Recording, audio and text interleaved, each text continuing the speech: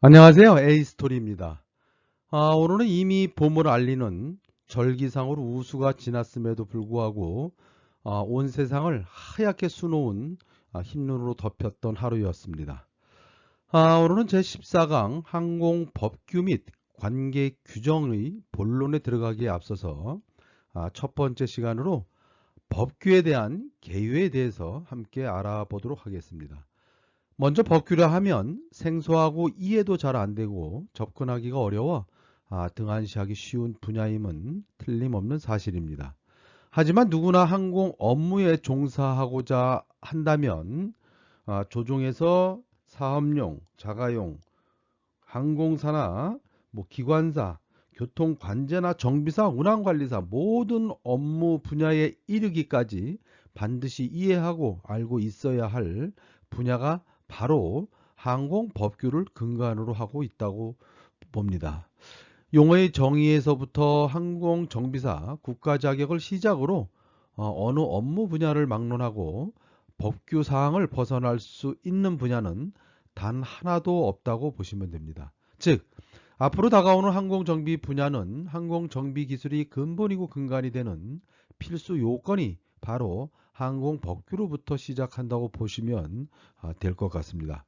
항공운송으로 본다면 항공기가 출발해서 순항 그리고 착륙 등 모든 임무를 마칠 때까지 전 분야 항공 종사자 모든 분들은 반드시 알고 있어야 하는 분야가 항공법규이기도 합니다.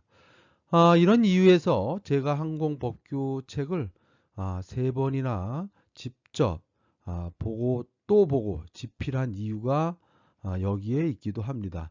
따라서 여러분들의 항공법규를 접근하시는 데 있어서는 조금이나 이해를 돕고자 오늘의 특강은 항공법규 개요, 즉 법의 개념, 국제항공법, 국내항공법, 그 다음에 국제항공법과 국내항공법의 관계, 체계 등을 위주로 해서 간략하게 소개를 드리고자 합니다. 구체적인 분야는 업무를 하시면서 들여다보시기 바라며 한 권 정도 하드코피 책을 소지하시면 많은 도움이 되지 않을까 봅니다. 다시 한번 구독과 좋아요, 알림을 부탁드리면서 저와 함께 간략하게 개요를 살펴보도록 하겠습니다. 먼저 출처인데요. AMT 핸드북, 즉 Aviation Maintenance Technician Handbook General 부분과에서 챕터 2 Regulation Maintenance Form, Record and Publication 등 국제적인 FAA 관련된 레귤레이션 등도 인용하고 있고요. 물론 법제처의 내용도 있지만 제가 직접 쓴 항공 종사자를 위한 항공법규 책을 근간으로 해서 아주 간단하게 개요만 소개해 드리도록 하겠습니다. 제14강 항공법규 및 관계 규정인데요. 에비에이션 로우이고요. 법의 개념과 국제항공법, 국내항공법 이런 순서대로 간략하게 알아볼 예정인데요. 이 항공법은 인터넷 웹사이트에서 법제처를 검색하시고 법제처에서 항공안전법이라고 검색하시면 되고요. 나오는 항공운항기술 기준 등은 국토교통부 홈페이지에서 열람이 가능하시고요. 또 나머지는 항공법규 책을 보셔도 됩니다. 먼저 법의 개념인데요. 법의 정의를 한번 살펴보기에 앞서서 우리 법이라는 걸 잠깐 한번 보면 이 법자자는 법자는 이게 물수죠. 물수고 요거는 갈 거자인데요. 저는 그냥 이렇게 설명을 합니다. 갈 거라고 하면 이렇게 시소라고 하면 요 시소 상태에서 물을 놓았을 때 물이 흐르는 방향에 그러한 어떤 공정과 공평의 기준이 되고 근간이 되는 게 법이 아닌가 이렇게 한자로 한번 풀어보았는데요. 어떻게 정의하고 있는지 한번 보면 법은 국가 권력에 의해서 강제되는 사회규범이다 이렇게 얘기를 하는데요. 사회규범이란 말도 좀 생소하죠. 한번 보죠. 사회규범이란 한 인간이 타인, 집단, 공동체, 민족이나 국가와 관계에서 요구되는 사고와 행위 양식으로 사회생활을 하는 데 있어서 사람들이 지켜야 할 행동 법칙이다. 즉 관습이나 도덕, 법, 종교를 포함한 포괄적인 개념이 바로 법이라고 합니다. 뭐 누구나 알고 있는 사실이지만 한번 정의를 해보았고요. 이어서 이러한 법의 목적을 볼 것 같으면 정의의 실현으로서 공동생활하는 모든 사람에게 각자가 받아야 할 정정당당한 몫을 나누어 줄 수 있는 기준이 된다. 그 다음에 공공복리 실현으로서 다수의 이익이 발생할 수, 다수의 이익과 행복을 근간 목적으로 하고 있다. 법의 의의를 보면 사람들이 국가의 목적을 달성하고 정의로운 사회생활을 영위하기 위해 지켜야 할 준칙으로서 국가 권력에 의해서 강제되는 규범이다. 그럼 항공이라는 의미는 그럼 지금까지는 법에 대해서 알아봤는데요. 그럼 항공은 뭐냐? 항공은 에비에이션 이렇게 되어 있고요. 즉 어떤 기구, 기구나 기계. 기계는 뭐죠? 기계는 사람, 인간의 한계가 있기 때문에 인간의 안위나 행복이나 행동 모든 분야를 인간을 대신해서 인간을 힘의 한계가 있기 때문에 인간을 도와주는 어떤 도구라고 보시면 되겠죠. 그러한 기구나 기계의 사람이나 물건을 태우고 반드시 공중을 비행하는 일이다. 공중을 비행하는 게 항공이다 라고 보시면 될 것 같습니다. 이러한 법의 종류, 제정 형식을 한번 간단하게 보겠는데요. 헌법이라고 하면 헌법은 국민의 기본권과 의무, 국가의 조직과 기능, 기본 원칙을 규정하는 국가 핵심법으로서 권력 분립과 균형을 유지하며 국민의 자유와 안전을 보장하며 발전을 위한 기본 원칙을 제시하고 있다. 헌법은 국민의 가치와 국가의 가치와 국민의 권리를 중심으로 한 국가의 기본 법률로 역할한다라고 이렇게 되어 있어요. 한국의 헌법은 1948년 7월 17일 날 제정되었죠. 그래서 제정되었 따라서 헌법을 제정할 때 재헌절 되겠죠. 그래서 9차례 개정을 하였고요. 전문가 총각 등 국민의 권리와 의무, 국회, 정부, 법원, 헌법재판소, 선거관리, 지방자치, 경제, 헌법 개정의 10장으로 나누어진 전문 130조와 부칙으로 이루어져 있다. 요즘 법들이 많이 논란이 되고 있죠. 법률이라고 하면 국회에서 만들어지고 국회에서 만들어지고 대통령이 공포하는데 헌법의 정신을 기반으로 하며 하위법과 규칙을 통제하며 헌법에 위배되어서는 안 된다. 국가 권력의 규율을 규정하며 국민의 권리와 의무를 보장하는 중요한 법적 규칙이다 라고 보시면 될 것 같고요. 이러한 법의 종류 형식에서 이어서 한번 보시면 명령이라는 게 있는데 명령이라고 하면 각 행정 주체들이 자신의 업무 분야, 즉 행정 주체들이 자신의 업무 분야에 관한 규정, 리굴레이션이죠. 규정을 정하는 것으로 발령권자들에 따라서 대통령이 발령하면 대통령령, 총리가 발령하면 총리령, 그 다음에 각 행정에서 내리는 부령으로 있으며 대통령령은 우리가 알고 있는 시행령이고 이 시행령을 지키는 게 규칙이다 라고 보시면 되겠어요. 또 조례라는 것도 있는데요. 조례라고 하면 작은 법률로 지방의회에서 제정되는 자치법규이다. 시조례 뭐 이렇게 돼 있겠죠. 규칙이라고 하면 작은 명령으로 지방자치단체장이 발령, 국민의 권리와 의무 관계, 입법사항으로 헌법 또는 법률의 근거가 명시되어야지 그 규칙이 발효되는 거죠. 그래서 행정관청에서 발행하고 있는 규칙들을 보면 고시와 훈령, 그 다음에 예규로 구분되는데 고시라고 하면 법령에 정해진 내용에 대해서 행정기관이 구체적인 결정 사항들을 일반인에게 알리는 문서라고 보시면 되겠고요. 여기서 훈령이라고 하면 훈령이라고 하면 상급 기관이 하급 기관한테 권한 행사로 지시하는 문서이다 라고 보시면 되겠고요.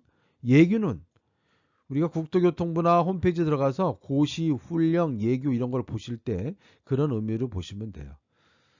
예규라고 하면 상급 기관이 하급 기관에게 행정사무의 통일을 기하기 위해서 행정사무 처리 기준이다. 자, 정리를 해보면 고시라고 하면 위에 나와 있는 이런 명령, 발령에 정해진 내용에 대해서 행정기관이 구체적인 사항들을 일반인에게 알린다. 일반인에게 알리는 거고요. 훈령이라고 하면 상급 기관이 하급 기관의 권한 행사 문서이다. 예구는 상급 기관이 하급 기관한테 행정사무 통일을 기하기 위해서 행정사무 처리 기준을 정한 거다라고 보시면 될 것 같고요. 즉 도표에서 보시는 바와 같이 대한민국으로 보신다면 대한민국에는 이렇게 국회에서 항공법을 정하겠죠. 위에는 법령이 있고요. 법령이 있고 국회에서 항공법을 제정하면 법령으로서는 시행령, 대통령인령이죠. 대통령령으로. 그 다음에 또 법령으로 보면 시행규칙. 그래서 법령 규칙. 우리 항공법을 공부할 때도 앞에 법이 있고 시행령이 있고 시행규칙이 있다. 이건 하나의 종류지. 대부분 보면 항공안전법, 항공법규에 대해서 분법 세 가지를 말해보라 하면 뭐 항공법, 시행령, 시행규칙 이렇게 이야기하는데 그게 아닙니다. 그러면 이렇게 구성되어 있다. 그 다음에 령산하에는 국토교통부에서 행정규칙으로 고시하는 내용이 있고 국토교통부 산하 상급기관에서 하급기관한테 지시하는 문서. 그 다음에 예규는 국토교통부 내에서 상급기관이 하급기관에게 행정사무 통일을 기하기 위해서 행정사무 처리 기준을 제시하는 문서다. 요렇게 가장 기본적인 개념을 알고 공부를 하시면 많은 도움이 되시리라고 봅니다. 여러분들의 구독과 좋아요, 알림은 본 강의 영상을 만드는 데서 아주 큰 힘이 됩니다. 여러분들의 다시 한번 구독과 좋아요, 알림을 부탁드리면서 달려보겠습니다. 두 번째로 국제항공법에 대해서 한번 살펴보도록 하겠는데요. 국제항공법이라고 하면 국제조약을 바탕으로 국가 간의 합의를 성문화한 것의 총칭이다. 네, 이렇게 되어 있고요. 즉 여기서 조약이라고 하면 컨벤션 여러 나라, 그래서 우리 컨벤션 센터 뭐 이렇게 죠. 그래서 여러 나라 조약은 컨벤션에서 대표적으로 시카고 조약이죠. 국제 민간 항공 조약, 바르샤바 조약이라고 하고요. 두 번째로 협정이 있는데 협정은 어그리먼트. 이거는 두 나라 대표적으로 이국 간 미영, 영미 이렇게 해서 항공 협정. 그래서 어그리먼트. 협정이라고 하면 두 나라이고 조약이라고 하면 여러 나라다. 그래서 조약이 협정보다는 더 포괄적인 개념을 갖고 있겠죠. 국제항공 업무 통과 협정, 양자간 협약, 뭐 협정 이렇게 얘기를 하죠. 세 번째로 의정서가 있는데 이거는 프로토콜인데 프로토콜. 그래서 원안을 수정한다 해서 헤이그 의정서, 그래서 몬트리올 추가 의정서, 그래서 보수적인 원안 내용에 있는 거를 추가적으로 한다. 대표적으로 보면 국제항공법을 보다 보면 헤이그 의정서, 뭐 몬트리올 협정, 그래서 기본적인 협정이나 협약을 추가적으로 원안을 보충하는 프로토콜이 있다. 이렇게 세 가지 컨벤션과 어그리먼트와 프로토콜 세 가지를 통합해서 우리는 보통 국제항공법이라고 한다. 국제항공법이라고 이렇게 한다라고 보시면 되겠고요. 이어서 그러면 이러한 국제항공법 적용은 어떻게 되느냐? 적용은 평상시에만 적용된다. 누누이 말씀드리지만 이런 항공법, 국제항공법에 관련해서는 트랜스포테이션, 민간 항공기에만 적용되기 때문에 평상시에만 적용된다. 그렇지만 뭐 도덕적 해이라든가 이런 부분 때문에 전시에서도 어느 정도 무시할 수는 없는 부분이기도 하죠. 평화시 항공기에만 적용되며 전시의 항공기는 적용되지 않는다라고 이렇게 되어 있기는 합니다. 그 다음에 민간 항공기에만 적용한다. 민간 항공기에만 적용한다. 민간 항공기에 대해서만 적용하고 국가 항공기에 대해서는 적용하지 않는다. 이게 어디에 이렇게 나와 있나 하면 조약 제3조에 이렇게 나와 있다. 조약은 뭐라 그랬죠? 조약은 컨벤션. 그래서 여러 나라 무조종자 항공기도 포함한다. 이렇게 돼 있고요. 그러면 국가 항공기는 뭐냐? 국가 항공기는 바로 이런 항공기를 국가 항공기라고 합니다. 군이나 세관, 경찰 업무에 사용되는 항공기, 또 우체국에는 우편 배달, 산림청, 국가 원수 고유 관료 특수 사절을 수행하는 항공기 이런 것들은 국가 항공기로 적용된다. 우리 보면 사실상 정비사 입장에서 본다면 군이나 세관이나 경찰이나 우편 배달, 산림청 여러 분야 다양한 분야로 되어 있죠. 그래서 이렇게 항공법은 이렇게 평시 민간 항공기 적용되고 국가 항공기는 적용되지 않는다. 이런 내용은 물론 구술에서도 많이 나오지만 이론적인 시험에서도 아주 단골손님처럼 나오는 내용이기도 합니다. 그럼 이러한 법의 발달 과정을 한번 살펴보면 크게 1기와 2기와 3기로 이렇게 나누어 볼 수 있는데요. 먼저 그 국제항공법의 1기라고 하면 1901년 공역과 항공기 법률 문제가 대두되기 시작했죠. 그전에는 이제 항공기가 그만큼 발달되지 못했기 때문에 너네 공역이냐 우리 공역이냐 논란이 좀 없었지만 항공기가 급속도로 발달하게 되면서 이런 공역에 대한 논란이 일어나게 됐죠. 그래서 1910년도에 국제항공회의를 파리에서 열게 되었죠. 이걸 1기 정도로 보고요. 그 다음에 1919년도 파리 국제항공 조약을 맺는데 국가 주권이 확립됐죠. 그 다음에 국제항공 체계, 그 다음에 국제항공 기본법이 이렇게 서서히 발달되기 시작했어요. 그래서 법이 근간으로 논란이 되기 시작한 게 이제 2기 정도다. 3기 정도는 보면 이제 본격적인 시카고 1944년이죠. 사땡. 요거는 아주 시험에 많이 나오기도 합니다. 물론 구술에서 다루긴 좀 힘든 분야이긴 하지만 시카고 국제민간항공회의, 그래서 상공의 자유 확립, 그래서 9개 자유가 있죠.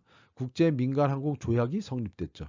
요게 이제 3기다. 본격적으로 현존하는 법들이 근간이 된 거는 1944년에 있는 국제민간항공회의에서 시카고 조약이 발효되었다고 보시면 되겠습니다. 여기서 국제민간항공조약, 즉 컨벤션이라 그랬죠. 컨벤션 on International Civil Aviation, 그래서 이게 시카고 조약인데요. 가장 국제법이 여러 가지가 있지만 가장 기본이 되는 대표적인 시카고 조약 하나만, 컨벤션이죠. 시카고 조약 하나만 소개를 하고 나머지 내용은 관련된 항공법규 책을 참고하시기 바랍니다. 이런 국제민간항공 조약의 배경을 볼 것 같으면 세계 각국의 항공사가 타국, 다른 나라 항공기만의 특징이죠. 그죠? 타국의 상공을 비행하거나 국가 간의 항공 노선을 개설하기 위해서 국제적인 규범이 필요함에 따라서 1944년 12월 7일 국제민간항공회의를, 그래서 인터내셔널 시빌 에비에이션 컨퍼런스가 시카고에서 열렸다. 그래서 국제민간항공 조약을 체결했다. 그래서 1947년도에 발효됐다. 그래서 일반적으로 객관식 문항에서 많이 다루는 거는 요 44년 12월 사땡 정도로 보시면 됩니다. 우리나라는 1952년도에 6.25 동란 중이네, 전쟁 중이네요. 그 중에서 가입했고 2003년을 기준으로 보았을 때 비중 국가는 188개. 제가 인터넷에 잠깐 보니까 지금 한 193개 이상 되는 것 같아요. 그래서 여러분은 우리나라는 이 정도에 가입했다. 그러면 국제민간항공조약의 목적은 뭐냐? 세계 각국과 각국 민간에 있어서 우호와 이해를 창조하고 유지한다. 좀 싸우지 말자. 세계 평화의 기초인 각국과 각 국민 간의 협력을 증진한다. 항공기의 특성이 국제성, 통일성, 국가성이 있죠. 그죠? 그렇게 이동하다 보니까. 국제 민간 항공이 안전하고 정연하게 발달. 국제 항공 운송 업무가 기회 균등주의를 기초로 수립되어 건전하고 경제적으로 운영되도록 하기 위함이다. 그래서 보면 이러한 내용들은 구술에서는 뭐 아이카오라고도 질의하시는 분들도 계신 것 같지만 이론 시험에서는 많이 나오는 부분이니까 국제 항공법 하면 국제 민간 항공 조약, 시카고 조약이다라고 보시면 되겠습니다. 그러면 이러한 국제 민간 항공 조약의 구성을 한번 살펴보면 컨벤션 온 인터내셔널 시빌 에비에이션 이렇게 돼서 크게 파트가 네 가지 분야로 나눠져 있는데요. 에어 내비게이션 항공과 그다음에 파트 두 번째로 인터내셔널 시빌 에비에이션 오라이저 국제 항공기구. 이게 바로 우리가 알고 있는 대문자만 따서 ICAO 그래서 뭐 이카오, 아이카오 이렇게 얘기도 하기도 해요. 이카오, 아이카오. 국제민간 항공기구죠. 그래서 여기에 보면 총회 있고 이사회가 있고 항공위원회가 있고 뭐 국제 규정이 있고 이런 내용들이 여기에 들어 있어요. 그 다음에 세 번째로 파트 3인데요. 파트 3에서는 국제 항공 운송, 인터내셔널 에어 트랜스포트에 대해서 언급이 되어 있고 여기 보면 뭐 공항 및 기타 항공 운항 시설, 공동 운영 조직, 정보 보호 이런 내용들이 파트 3에 나와 있고 파트 4에는 파이널 프로비전 그래서 최종 규정이라 해서 타 항공 협정은 양국 간이라 그랬죠. 그래서 양국 간은 어그리먼트다. 어그리먼트. 항공협정, 그 다음에 분쟁과 위양, 뭐 전쟁, 그 다음에 여기서 또 하나 가장 핵심이 되는 거는 안엑스다, 부속서. 부속서는 따로 한번 설명을 드릴 거고요. 그 다음에 뭐 데피니션, 정의도 이렇게 있다. 그래서 시카고 조약은 파트 1, 2, 3, 4. 언제? 1944년 사땡이라 그랬죠. 그죠? 이렇게 되고 나머지 자세한 내용은 국제항공법에 대해서 발달 과정이라든가 나머지 국제법이 시카고 조약 말고도 많죠. 많은 것들은 제가 요 책자에 자세하게 설명되어 있으니 참고하시면 됩니다. 이걸 보시면 아마 많은 이런 분야에도 도움이 되시리라고 봅니다. 국제민간항공 조약 중에서 파트 4의 파이널에서 언급하고 있는 안엑스인데요. 안엑스는 이렇게 보시면 돼요. 제1부속서가 있어서 1부속서는 항공 종사자의 면허, 라이센스를 어떻게 운영할 것인지가 명시되어 있고요. 두 번째는 항공기 룰, 규칙이고요. 항공기 기상은 어떻게 하겠다. 항공 노선, 항공도, 통신에 사용되는 측정 단위를 통일하겠다. 그 다음에 항공기 운항에 관련된 사항. 그래서 제가 여기 보면 이렇게 빨갛게 큰 것이 되는데 그래서 여러분들이 이거는 참고로 이렇게 면, 규, 기, 도, 단, 운 이런 부분들은 이론 시험에서 근 단골손님으로 매번 두세 문항 정도로 나오는 것 같아요. 그러니까 여러분들이 그냥 국제민간항공조약 안엑스 부속서죠. 그러면 면규, 기도, 단원 이렇게 6개로 잘라 외우고 두 번째 사항에서 보시면 두 번째는 세븐은 항공기 국적기호죠. 국적기호 및 등록표. 그리고 국적기호는 호텔 리마 그래서 HL 뭐 7, 8, 이렇게 국적기호. 그 다음에 항공기 가망성 8부속서. 그 다음에 9부속서는 출입국 간편화, 출입국을 어떻게 할 것인지. 그 다음에 10번째는 항공통신, 11번째는 교통, 12번째는 수색 군항을 어떻게 할 것인가. 항공사고 나면 안 되지만 했을 때 국가 간에 있는 그 해당 국가에서 일단 수색과 군항을 하도록 되어 있죠. 여기서도 보면 큰 앞글자, 핵심적인 앞글자만 따서 여러분들 보시면 이렇게 국, 감, 출, 통, 교수, 국감 출통 교수다. 이렇게.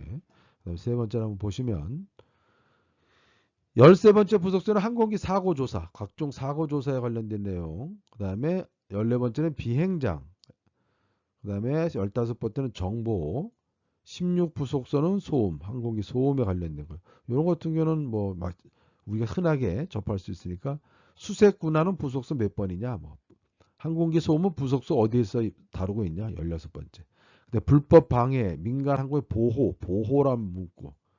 그 다음에 18은 위험 물건 안전수송. 최근에 나온 안전관리는 19부속서. 그래서 보면 사비정소보위안, 사비정소보위안으로 되어 있죠.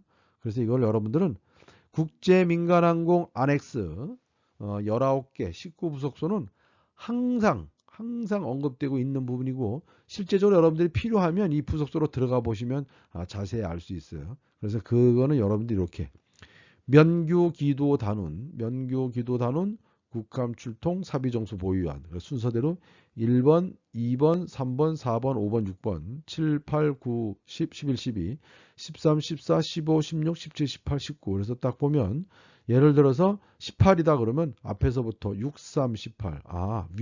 위험 물건이구나. 그렇고 그다음에 그래서 14번째도 하나, 둘, 셋, 여섯, 일곱, 여덟, 12, 13, 14. 그리고 14번째 비행장이나 사비, 비행장 이런 스타일로 여러분들이 암기하시면 됩니다. 뭐 사실상 이 안엑스 19개나 되는 부속서를 어떤 방식으로 이해가 되겠습니까, 이게? 저는 도저히 이해가 안 돼서 제가 공부할 때는 이런 스타일로 공부를 했습니다. 참고하시기 바라고요.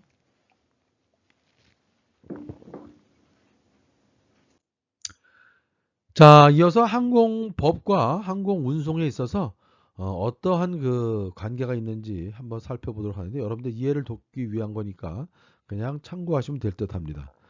먼저 항공운송인데요. 트랜스포테이션. 항공운송에는 크게 국제운송과 국내운송. 우리나라 같은 경우는 뭐 워낙 나라의 땅덩어리가 작으니까 국내 운송보다는 국제 운송이 많은 의미가 있겠는데요. 그렇지만 법은 국제 운송 사업, 국내 운송 사업, 그 다음에 소형 운송 사업, 이렇게 세 가지로 나눠져 있는데, 이렇게 운송 사업이 있고요. 물론 여기서 국민의 권리와 안녕, 그 다음에 공공의 복리를 유지해야 되는 국토교통부 명칭이 많이 바뀌긴 했지만 국토교통부 산하 조직인 지방항공청, 그래서 서울, 이렇게 부산지방, 부지방, 서지방 이렇게 돼 있죠. 그래서 지방항공청이 있고요. 운송 사업을 함에 있어서는 이렇게 노선의 면허를 취득해야 되는데, 운항 안전체계 변경 심사를 받아서 사업 면허를 민간 항공사들은 따야 되고요.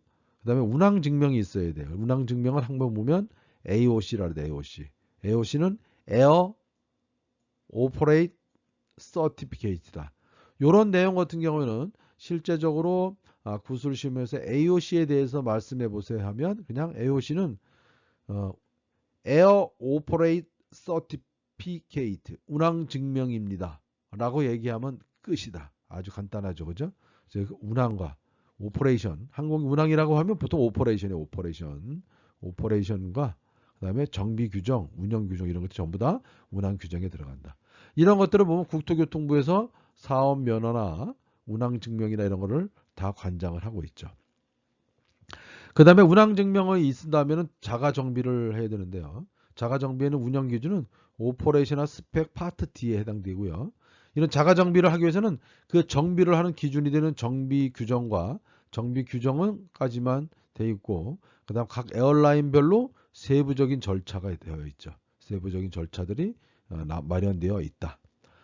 그러면 운항 증명과 자가 정비에서는 정비 조직을 갖추고 있어야 되는데, 이렇게 즉 운항 증명을 받으려면 에어 오퍼레이트 서티피케이트를 어프로브 받으려면 AMO가 있어야 되는데, 이거는 에어크래프트 메인터너스 오르가니제로 정비 조직이죠. 그래서 정비 조직이다. 그래서 항공기 정비업에서 운영 기준 AD까지 있고, AM, PM 정비 조직 절차다. 에어크래프트 메인터너스 오퍼레이션 프로시저 매뉴얼, 이게 정비 절차가 되어 있다. 물론 여기 세부 절차도 있고요. 그럼 정비 조직에 있어서는 정비를 위탁, MRO라고도 하죠. 이런 위탁하기 위해서는 기술 관리, 품질 관리, 트레이닝 이런 부분들이 어디에 명시되어 있어야겠죠. 그래서 AMO는 해당 지방 항공청에서 관장 관리 감독을 한다. 이렇게 되어 있고요. 여기서 나와 있는 AOC라든가 AMO, AOC, AMO, 그다음에 AMO, PM 이런 부분들은 제가 앞장에서 설명드렸던 항공법규 책에서 약어들을 따로 모아서 설명하고 있으니 참고하시기 바랍니다. 여기서는 간단하게 하고 실제적으로는 여러분들이 실무나 구술시험에서 많이 질의응답이 이루어지겠으니 알고 계셔야 할 겁니다. 이어서 국제법과 그러면 국내법, 국제법과 국내법의 관계를 한번 볼 것 같은데요. 즉 국내에는 보면 항공법을 어디 국회에서, 그다음에 시행령은 누가? 대통령이, 그다음에 시행규칙, 그래서 법령 규칙이라 그랬죠. 법령 규칙이 이렇게 있고 그 규칙 국토교통부, 이거 옛날에 이건 국토교통부네, 국토해양부가 아니고 국토교통부예요. 명칭이 바뀌었고요. 국토교통부. 국토교통부에서 고시, 훈령, 예고, 앞전에 설명드렸었죠. 이렇게 항공안전감독관과 업무 매뉴얼, 안내서 이런 것들, 객실 비상 탈출구 표시, 뭐 RVSM 이런 모두 다 전부 다 해당 안 되는 게 없다. 예규. 그다음에 항공기 시험 비행 허가, 수리 개조 승인, 정비 조직 심사 이런 것도 훈령에 의해서. 그다음에 운항 기술 기준, 웨이트 앤드 밸런스 관리, AMPM 뭐 각종 증명, 수수료 이런 것도 전부 다 고시로 해서 명시되어 있다. 그리고 요 밑에 이제 법령과 행정 규칙이 있고 그 밑에 규정이 있다 그랬죠. 규정에는 AOC, Air Operator Certificate, Aircraft Maintenance Organization 규정이 이렇게 되어 있다. 그래서 보면 이렇게 어카운트 매니저 이거 해당 항공사죠. 항공사에서 이렇게 돼 있고 아메리카 미국을 보면 49 그래서 보면 이게 CFR이라 해서 코드 오브 페더럴 레귤레이션 미 연방법이죠. 미 연방 CFR 미 연방법에 중에서도 미 연방법에는 50개의 타이틀이 있는데 그 중에서 49가 트랜스포테이션이에요. 트랜스포테이션 운송에 관련된 게 법이 코드 오브 페더럴 레귤레이션 49이다. 이렇게 되어 있고 근데 시행 규칙으로서는 14 CFR 14 CFR 챕터 1 보면 FAA Federal Aviation Administration 그래서 FAR 43, 145, 121이 이렇게 언급되어 있다. 이런 내용들은 여러분들 지금 현재에서는 상당히 머리가 아프시지만 항공사에서는 must be 반드시 알아야 되고 지금은 FAA부터 알아야 된다. 그 다음에 있는 게 어드버저리 서큘러가 있고요. 오다, 메모, 노티스, GMM, 뭐 RSQ, QCM 그래서 리페어 스테이션 퀄리티 매뉴얼 뭐 이런 내용들. 그다음에 아이카오에서는 컨벤션이 있고 아넥스가 있고 아넥스 부속서가 있죠. 그죠? 있고 다큐멘트, 서큘러, MCM, MPM 이런 것들이 있고 유럽에서 EU에서는 베직 레귤레이션이 있고 임플리멘팅 룰 그래서 파트 145 여기 있는 145 도입니다. 그다음에 AMC, AMME, MOE 이런 것들이 있다. 그래서 국제하고 국내 항공법이 이렇게 간단하게 이런 시스템 구성으로 되어 있다는 것만 참고하시면 됩니다. 그러면 가장 우리하고 이제 거의 대등소이한 한국과 미국에 있는 법령 체계만 한번 들여다보면 우리나라는 앞서 설명드렸듯이 법령 중에서도 항공법이 있고 대통령령 시행규칙 그래서 국토교통부다 국토교통부로 교통부로 되어 있고요. 법령 규칙 법령 규칙이 이렇게 있고요. 법령 규칙이 이렇게 있고 그다음에 행정 규칙에는 마찬가지로 고시가 있고 훈령이 있고 예규가 있다. 훈령 예규가 있고요.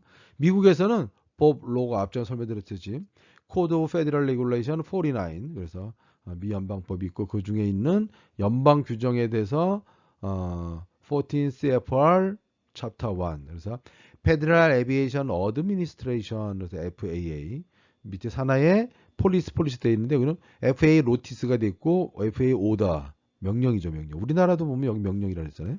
그 다음에 가이던스, 폴리스, 그래서 FAA 메모, FAA 어드베이저 서큘러 이런 내용들이 같이 이렇게 스타일로 이루어져 있다라고 보시면 됩니다. 이제 본격적으로 국내 항공법을 한번 들여다보겠는데요. 국내 항공법은 간단합니다. 국내 항공법은 발달 과정을 보면 1961년도에 우리나라는 1961년도에 항공법을 제정했죠. 10장 143조로 구성된 항공법이 나오게 됐죠. 1961년도에 개정되기 전 내용이에요. 그 다음에 1991년도에 다시 개정했어요. 그래서 184로 뭐 그런 게 있다는 거 여러분도 알고 계시면 될 것 같아요. 그 다음에 또 2016년도에 와서 시행을 법률로 해서 일부 개정을 했고요. 큰 타이틀만 말씀드린 거예요. 그 다음에 여기 이제 본격적으로 2017년도에 와서 17년도에 와서 개정 공표를 했는데 여기서 바로 17년도에 분법이 됐죠. 그래서 안전법, 사업법, 시설법이 나오게 됐죠. 그래서 여러분들은 이렇게 보시면 돼요. 우리나라 국내 항공법은 1961년도에 제정되어서 2017년도에 다시 분법되었다. 그래서 여기서 1961년도에 제정돼서 2017년도에 분법 개정. 여기까지는 10장으로 되어 있어서 법이 하나로 되어 있었죠. 항공법 내에 시설이나 사업이나 이런 부분들이 좀 더 포괄적으로 되어 있는데 이제는 17년도에 와서는 세계적인 국제적인 동향이나 분업화, 분법화 이렇게 됨에 따라서 세 가지로 분법했는데요. 그래서 항공안전법 12장, 공항시설법 6장, 항공사업법 보면 공항시설을 어떻게 유지관리하고 항공사업은 어떻게 하고 그래서 항공안전법 이렇게 되어 있다. 물론 이제 보안법이나 이런 것들은 운항기술 기준은 항공법에서 파생된 게 아니고 별도죠. 별도다. 그래서 항공법에서는 항공안전법과 공항시설법과 항공사업법으로 이렇게 되어 있다라고 보시면 되겠습니다. 항공법의 정의를 한번 살펴보면 간단하게 진행하죠. 국제민간항공협약 및 같은 협약 부속서 안엑스죠. 그래서 채택된 표준과 권고 방식에 따라서 항공기, 경량항공기, 초경량 비행장치가 안전하게 항행하기 위한 방법을 정함으로써 국민의 생명과 재산을 보호하고 항공기술 발전에 이바지함을 목적으로 한다. 아주 좋은 얘기죠. 항공기 권리에 관한 사항, 권리 등록을 해야겠죠. 권리, 종사자의 자격, 우리가 알고 있는 지금 현재 자격 보면 조종사, 관제사, 부조종사, 기관사, 그 다음에 항공정비사, 운항관리사 이런 자격이 또 명시되어 있고요. 또 항공로 비행장 보안시설에 관한 사항, 항공기 운송사업, 크게 보면 이런 안전에 관련한 안전법에서 명시하고 있지만 사업은 항공사업법, 이렇게 시설은 공항시설법, 그 다음에 항공화물 대리점업, 항공기 취급법에 관련된 사항, 외국 항공기 이런 것들이 다 언급이 되어 있다. 그래서 항공안전법과 항공사업법과 공항시설법으로 구분된다. 지금 핵심이 이거예요. 지금 현재는 항공안전법과 사업법과 시설법으로 구분된다는 정도는 알고 계셔야 되겠죠. 항공법의 분류, 분법된 걸 보면 항공안전법을 대표적으로 한번 보면 국제민간항공협약 및 같은 협약 부속세 채택진 방식에 따라서 이렇게 항공기, 경량항공기 이렇게 앞전에 설명드렸던 내용처럼 항공안전법이 가장 큰 모법이 되죠.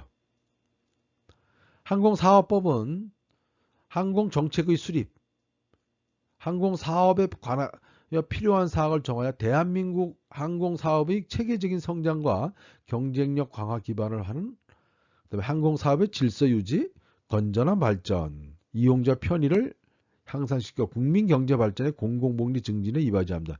결론적으로 항공사업법은 우리나라도 과거에는 대한항공 한 항공사만 존재하다가 1988년 이후부터는 아시아나항공 그리고 2000년대에 들어오면서부터는 본격적으로 로우코스트 캐리어 저가 항공사들이 되면서 티웨이부터 시작해서 진에어, 서울항공부터 시작해서 LCC 항공사들이 많이 있기 때문에 항공사업법이 따라가 주어진다. 사업법이 명시되어 있겠죠.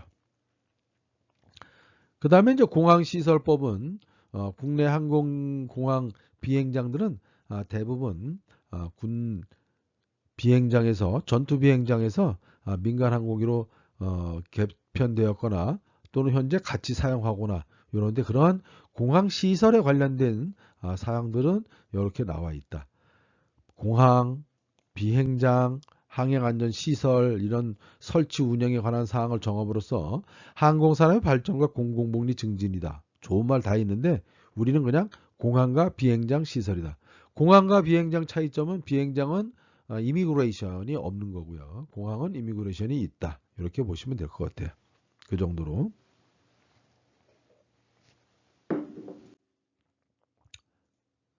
이어서 항공안전법만 간단하게 한번 말씀드리고 마칠게요. 항공안전법은 이렇게 총칙, 목적 및 정의.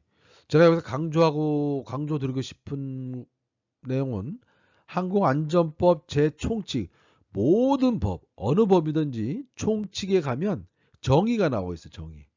데피네이션. 이 데피네이션의 정의는 must be, 반드시 암기하시거나 이해하셔야 돼요.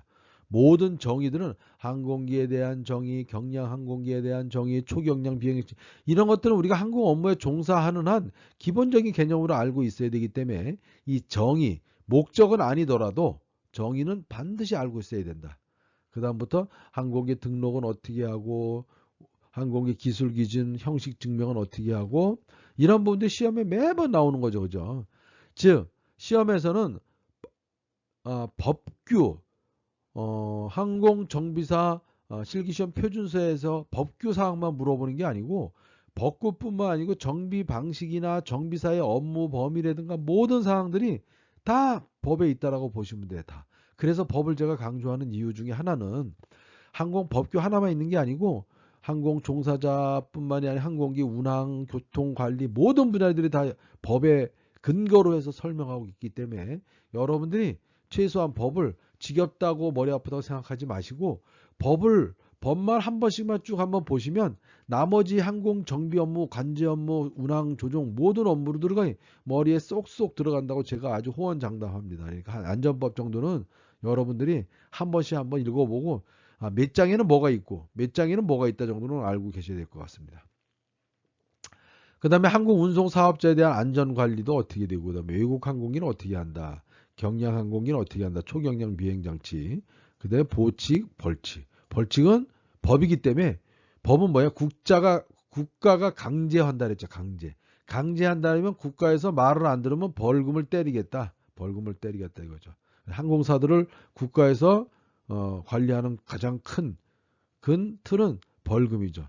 그래서 여러분들 보시면 항공안전법에서는 1장부터 6장까지 중에서 가장 앞부분이 중요한 이 부분은 한 번씩 반드시 읽어보시고 한번 업무하시는 데 도움이 되시기 바랍니다. 오늘은 제14강 법규 및 규정 이 첫 번째 항공법의 개요에 대해서 알아보았는데요. 다음 시간에는 본격적으로 두 번째 시간으로서 항공기에 비치해야 되는 서류들은 어떤 걸 비치해야 되느냐 아주 시험에 단골손님으로 나오고 실기시험 표준서에 명시되어 있는 사항입니다. 그래서 다뤄보도록 하겠습니다. 다시 한번 구독과 좋아요 알림을 부탁드리면서 저는 빠른 시간 내에 자료를 준비해서 다음 시간에 인사드리도록 하겠습니다. 감사합니다.